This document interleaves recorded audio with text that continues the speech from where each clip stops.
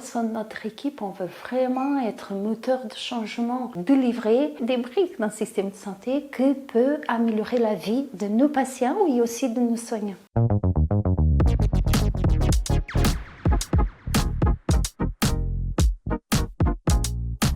J'ai gagné le prix International Women Who Conquer the Cancer Mentorship Award de la Société américaine d'oncologie, ASCO. C'est un prix de mentorat qui est donné aux femmes internationales qui sont reconnues pour avoir boosté la carrière des jeunes chercheurs et des jeunes médecins dans le domaine de la cancérologie. C'est un prix qui est particulièrement touchant pour ça parce qu'en fait, c'était les personnes qui ont traîné avec moi qu'on a fait le dossier. C'était un prix qui était pour les autres, pour moi, mes récompenses, pas mes travaux en particulier, mais mes actions en tant que tuteur.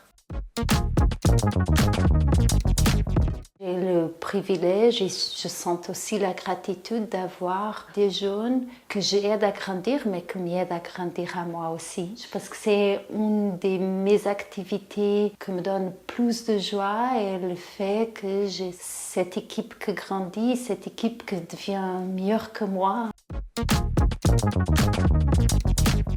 Je pense que j'ai entré en médecine presque pour être oncologue. Ma maman était atteinte à l'époque de cancer du sang et malheureusement elle a décédé de cette maladie après avoir vécu avec pendant 10 ans. J'avais toujours eu beaucoup envie d'être chercheuse aussi et actuellement je suis les deux choses.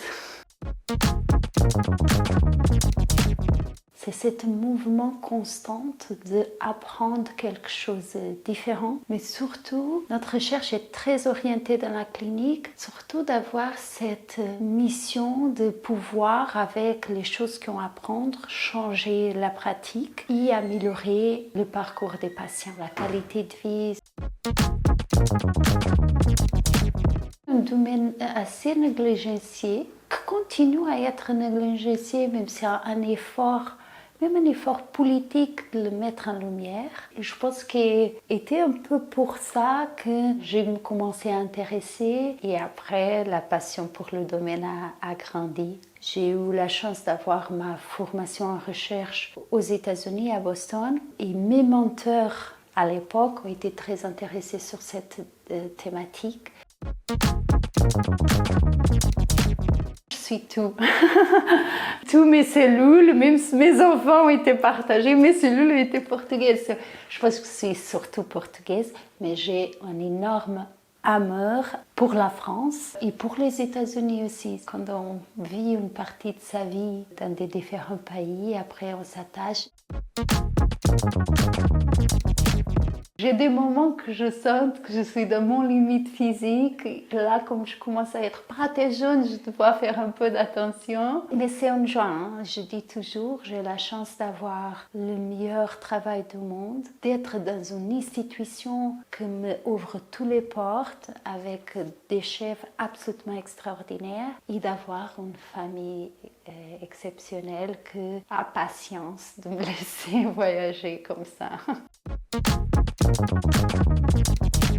Au sein de notre équipe, on veut vraiment être moteur de changement, changer les parcours de soins avec une imposition du numérique, aider à transformer la recherche pour une recherche beaucoup plus agile, aider la communauté à générer des données d'information de façon moins coûteuse, plus agile, de livrer des briques d'un système de santé qui peut améliorer la vie de nos patients et aussi de nos soignants.